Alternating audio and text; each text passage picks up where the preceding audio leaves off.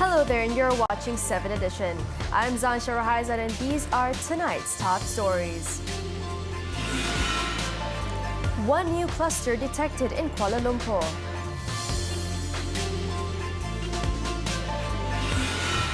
Court dismisses bid to stop Sabah state election.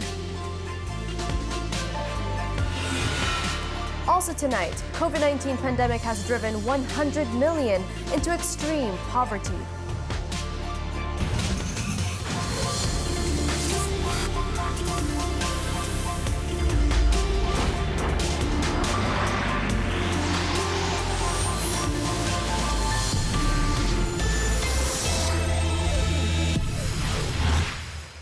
Good evening. We begin tonight's bulletin with this news. The Kota Kinabalu High Court today dismissed an application by 33 assemblymen for leave for a judicial review of the decision of the Yang di-Pertua Negeri in dissolving the State Legislative Assembly on July 30th. Judicial Commissioner Leonard David Shim found that the second respondent in the case, Sabah Chief Minister Dato Sri Muhammad Shafi'i Abdal, had acted within the Sabah Constitution in requesting the first respondent, Sabah Yang di-Pertua Negeri Tun Joha Mahiruddin, to dissolve the State Assembly. The 33 assemblymen were led by former Chief Minister Tan Sri Musa Aman, who was the assemblyman for Sungai Sibuga. In their application for the leave for judicial review, Tan Sri Musa and the assemblymen backing him are seeking court orders to quash Dato Sri Muhammad Shafi'i's request to Tun Joha to dissolve the assembly, quash the proclamation of the dissolution of the assembly, and quash the Sabah State Government Gazette notification on the dissolution. In his one-hour ruling, Shim said that the proclamation to dissolve the State Assembly was constitutional and valid. He also said Tun Joha acted within the ambit of his power in dissolving the assembly. The state government was represented by Sabah Attorney General Brendan Keith So. The court has dismissed the case against the respondents. No leave granted. The court found that the decision of the TYT was non-justiciable. Very careful in delivering its grounds. The court decided that both the first respondent and the second respondent acted within their constitutional powers, acted within constitutional limits. For the state polls, the Election Commission (EC) had set polling day on September 26th, while nomination is on September 12th and early voting will be held on September 22nd. Former Election Commission (EC) Secretary Dato Abdul Ghani Saleh has been appointed the new EC Chairman effective today. Chief Secretary to the government Tan Sri Muhammad Zuki Ali said the Yang di-Pertuan Agong Al-Sultan Abdullah Riayatuddin Al-Mustafa Bilal Shah consented to the appointment. In a statement, Tan Sri Muhammad Zuki said the appointment is in accordance with the federal constitution starting today until he reaches 66 years of age.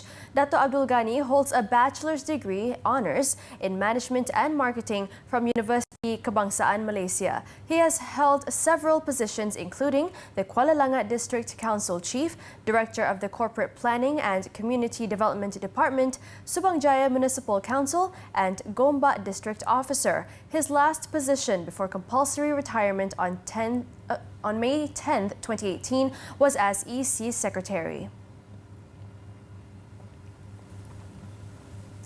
Parti Pribumi Bersatu Malaysia accepted an official invitation to join Muafakat Nasional. The acceptance letter by Prime Minister Tan Sri Muhyiddin Yassin, who is also Bersatu President, was submitted on Tuesday.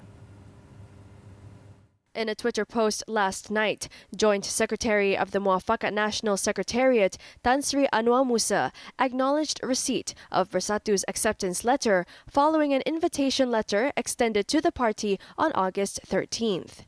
Earlier yesterday, Umno President Dato Sri Ahmad Zahid Hamidi said he and past President Dato Sri Abdul Hadi Awang have signed an invitation letter to Bersatu based on the decision of a Muafakat Nasional meeting. On August 15th, Tan Sri Muhyiddin announced that Bersatu's Supreme Council had agreed to join the political alliance between UMNO and PAS, which backs Perikatan Nasional, as it brings together the main parties in the country. However, some UMNO leaders were unhappy with the move, as the party's grassroots did not agree to accept Bersatu in Muafakat Nasional. A new COVID-19 cluster called the Maju cluster that originated from an eatery in Titiwangsa, Kuala Lumpur has been identified. Health Director General Tan Sri Dr. Nur Hisham Abdullah said in a statement that Malaysia today recorded 9 new cases, including 5 local cases, with one of them linked to the restaurant.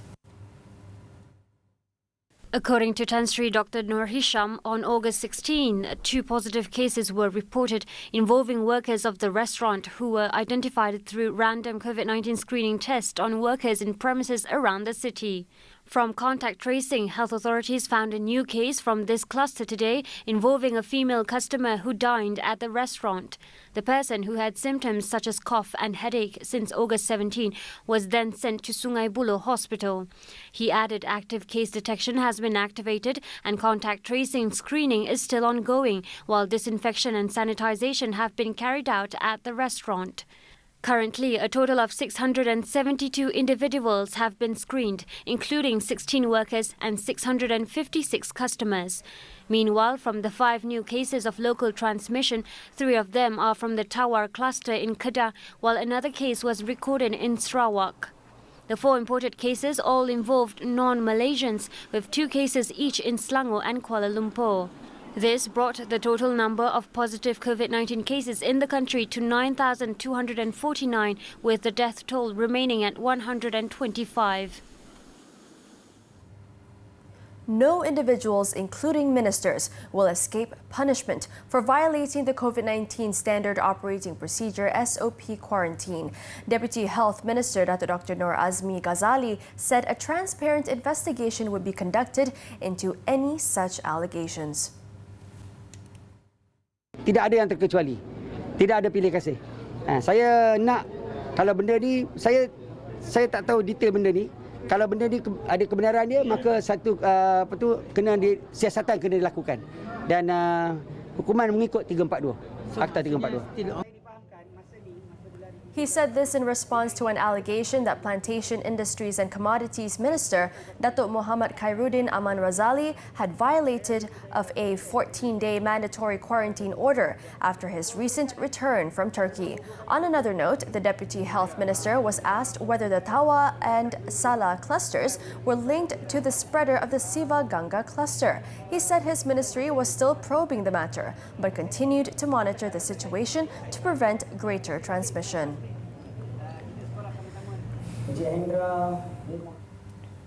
Police busted a drug syndicate in the Klang Valley following the arrest of 7 men, including an Indian, in 3 raids between August 14th and 18th. A variety of drugs worth a total of 2.6 million ringgit were also seized in the operation conducted around Selangor and Kuala Lumpur. Bukit Aman Narcotics Criminal Investigation Department Deputy Director, Deputy Commissioner Zainuddin Ahmad, said the first raid saw 4 of the suspects nabbed at a house used as a drug processing lab in Selayang Baru. Another 3, including the foreigner, were picked up in the next raid in the same area, which then led authorities to detain another man in the capital city on Tuesday. He added the seizure involved 42.4 kilograms of drugs, including shabu, ecstasy and Eramin 5 pills, as well as heroin. Checks revealed the chemicals to process the drugs were smuggled in from China. So, kita juga telah membuat sitaan terhadap harta suspek-suspek yang kita tangkap yang berjumlah lebih kurang RM128,500, iaitu 4 buah kenderaan Proton Perdana, Proton Wira, Toyota Vios dan Peugeot. Seutas rantai leher, 1 untah jam tangan tisot dan juga wang tunai berjumlah lebih kurang RM6,000. It was believed that the drugs were meant for distribution in the local market, enough to supply over 75,000 drug addicts. Authorities are now tracking down other remaining members of the syndicate, which had been active since 2 months ago. All the suspects, including the syndicate's mastermind, aged between 33 and 56, have been remanded until August 25th to assist in investigations under the Dangerous Drugs Act. In other news, 3 members of a family were killed in involving 2 cars and a lorry near Lurah Bilot in Bentong Pahang today. Police said 4 other people were also injured, including 1 seriously in the 8:25 a.m. incident at Jalan Bentong Rao. District Police Chief Superintendent Yusuf Unis said the deceased were identified as 55-year-old Norasma Ismail and her two sisters, Masita and Muslaini, aged 54 and 48 respectively. They were traveling in a Proton Exora, driven by 21-year-old Muhammad Nur Huzaifa Abdul Rahman with 3 other family members. The group was heading to a wedding in Kelantan from Shah Alam, Selangor, when the crash occurred. It was understood that the Exora driver tried to avoid a Proton Saga in front of it, which had braked abruptly to avoid road maintenance workers who were laying down traffic cones. However, the Exora driver hit the rear of the car, causing it to skid onto the opposite lane before crashing into a lorry. The man was rushed to the Raup hospital, while the 3 other injured victims were taken to Buntong Hospital for treatment. Both the lorry and Saga drivers, as well as 3 other occupants in the car, escaped unhurt.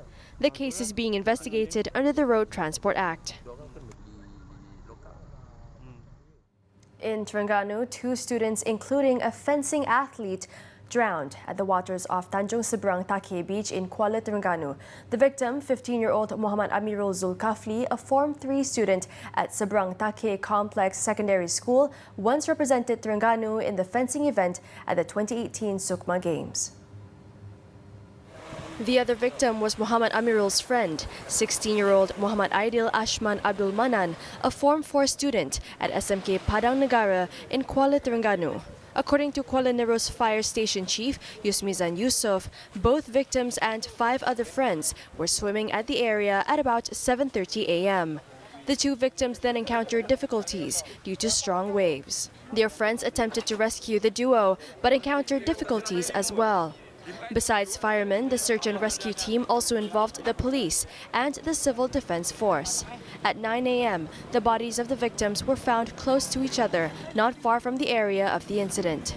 Their remains were sent to the Sultanah Nur Zahira Hospital in Kuala Terengganu for post-mortem. After the break, Joe Biden vows to end America's season of darkness. Stay with us.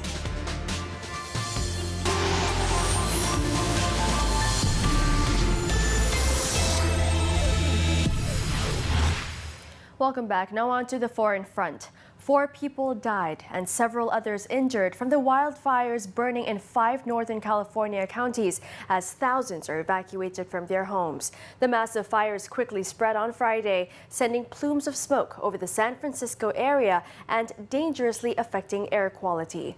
Evacuation orders were expanded in the regions overnight as the flames devoured homes and forced the shutdown of roads.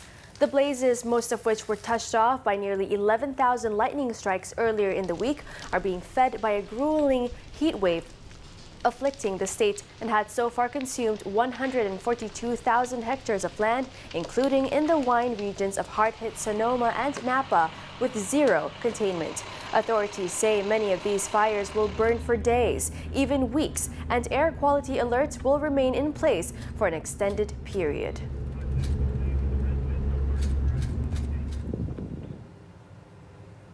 U.S. presidential nominee and Donald Trump's fiercest competitor, Joe Biden, vowed to put a giant stop to the multiple crises America is currently facing, envisioning a new United States. Biden said this during a televised speech as he formally accepted the Democratic Party's presidential nomination. The 77-year-old's impassioned speech on the final night of the party's virtual convention was the capstone of a political career spanning nearly half a century. The current president has cloaked American darkness for much too long. Too much anger, too much fear, too much division. Here and now, I give you my word. This is our moment. This is our mission.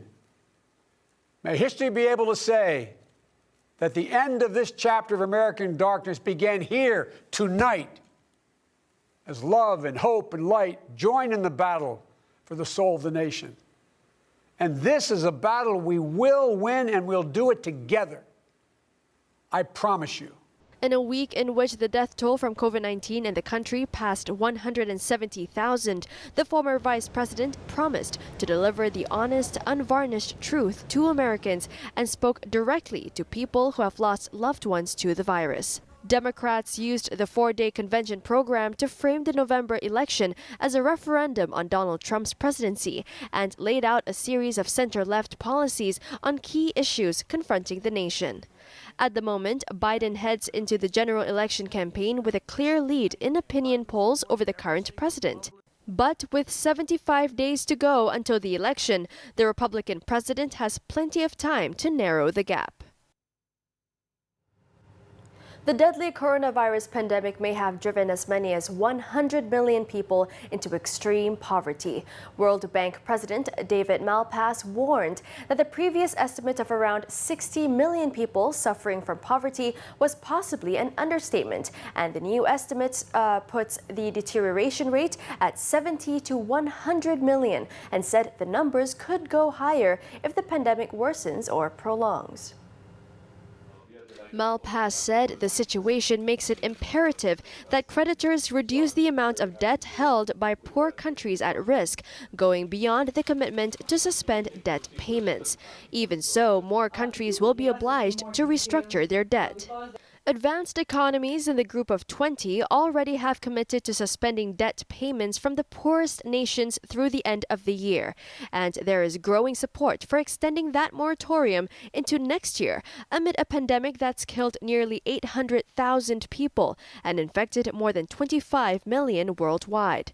But Malpass said that will not be enough, since the economic downturn means those countries which are already struggling to provide a safety net for their citizens will not be in a better position to deal with the payments. He added the amount of debt reduction needed will depend on the situation in each country, but the policy makes a lot of sense. The World Bank has committed to deploying $160 billion in funding to 100 countries through June 2021 in an effort to address the immediate emergency, and about $21 billion had been released through the end of June. But even so, extreme poverty, defined as earning less than $1.90 a day, continues to rise.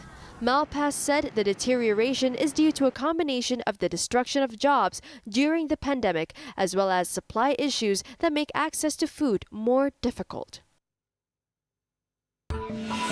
Singapore reported 117 new COVID-19 cases as of noon on Friday, including 6 in the community and 13 imported infections. Its health ministry said this brings the country's tally of cases to 56,216. 3 of the community cases are Singaporeans or permanent residents, while the other 3 involve work pass holders.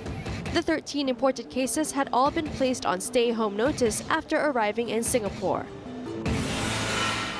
India hurtled toward the 3 million mark for coronavirus cases on Friday, reporting 68,898 new infections in the last 24 hours. Data from the Federal Health Ministry showed the total number of cases in the country now stands at 2.9 million. Deaths in the same period jumped by 983, with the total now at 54,849. India is the worst-hit country in Asia and 3rd behind the United States and Brazil in terms of total cases of the coronavirus. South Korean health authorities warned on Friday that a cluster of COVID-19 infections in the capital, Seoul, was threatening to spread after thousands of people attended a rally by conservative political groups last week. While many of the current spike in cases have been among members of a church, some of whom attended the rally, officials say more people need to come forward and be tested to head off an uncontrollable outbreak. The Korea Centers for Disease Control and Prevention, KCDC, reported 324 new cases on Friday, bringing the country's total to 16,670 with 309 deaths. It was the highest daily count since March 8th. New Zealand Prime Minister Jacinda Ardern on Friday deferred a decision on whether to ease a lockdown on the city of Auckland as 11 new coronavirus infections were reported, including 9 cases of community transmission. New Zealand's biggest city was placed in lockdown earlier this month until August 26th, amid a spike in new cases, forcing businesses to close and schools to shut. Ardern said after a review of the lockdown, there was no need to change any settings at this stage and promised to review them again on Monday. The latest cases brought the total in New Zealand to 1,315, including 22 deaths.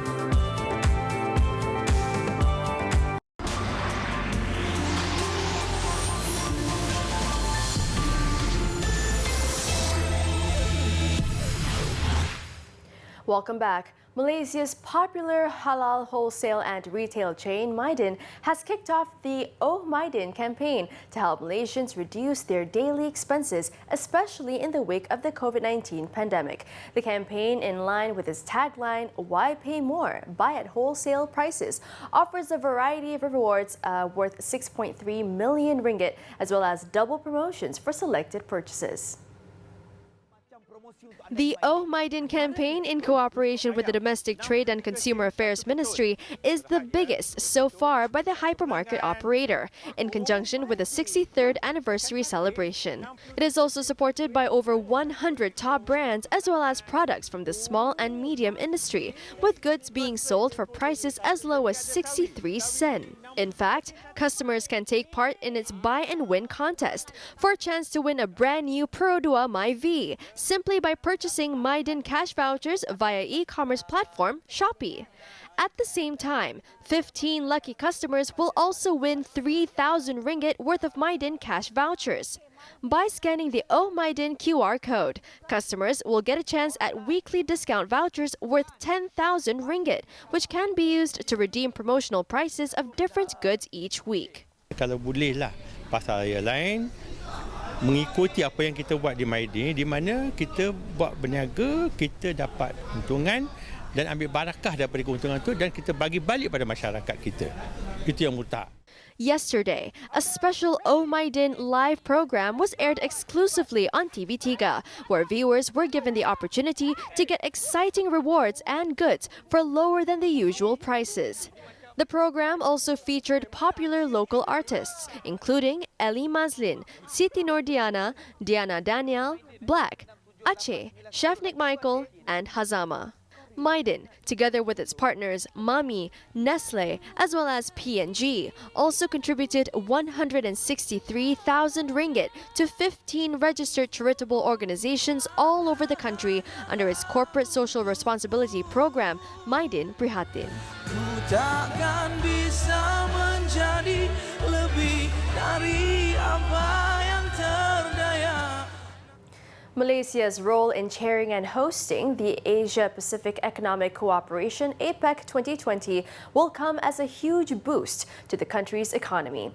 To spread awareness on how the biggest economic forum can greatly impact the nation, the APEC 2020 squad, mobilized by the Ministry of International Trade and Industry, MITI, is continuing its roadshow tour of the East Coast. Yesterday, it stopped over in Kuala Terengganu. Visitors at the Kuala Terengganu City Centre KTCC Mall were caught up in the excitement with the squad on the ground. Various activities were lined up for them, such as an F1 simulator, a Wheel of Fortune game, and trivia quizzes to test their general knowledge on the summit. 7 squad members were also on the ground, mingling with the crowd to share information on the APEC forum this year. Sebelum ni saya tak pernah tahu apa itu APEC, dan selepas saya join event pada hari ini baru saya tahu APEC ni kita sebagai negara Malaysia ni merupakan tuan rumah kedua, iaitu sebelum ni tahun 1997 kalau tak silap saya, dan tahun ni tahun kedua Malaysia sebagai tuan rumah. Sebagai rakyat Malaysia sudah tentu bangga, sangat bangga. Harapan saya supaya APEC ni, dengan adanya APEC ni, ekonomi negara dapat dipertingkatkan lagi dan negara kita menjadi semakin terkenal. Aktiviti APEC ni baik untuk seluruh negara adakanlah. Dengan aktiviti ini juga saya dapat belajar banyak benda lah, banyak perkara. The public also had the opportunity to test their skills for a chance to win limited edition APEC 2020 souvenirs, such as t-shirts, handmade face masks, and notebooks. Info yang saya dapat hari ini, yang mana saya tahu, ini persidangan, macam saya bagi tadi, persidangan kali kedua, melibatkan 21 ekonomi. 21 ekonomi. Sebagai rakyat Malaysia, amat berbanggalah dengan program yang jujur kali ini. So harapan saya sebagai rakyat Malaysia, semoga benda aktiviti atau program yang okey macam ni dapat diteruskan. Mungkin untuk masa akan datang Malaysia boleh jadi tuan rumah lagi. After Terengganu, the APEC squad team traveled to Kota Baru on Friday. The APEC summit this time around will be held virtually due to COVID-19.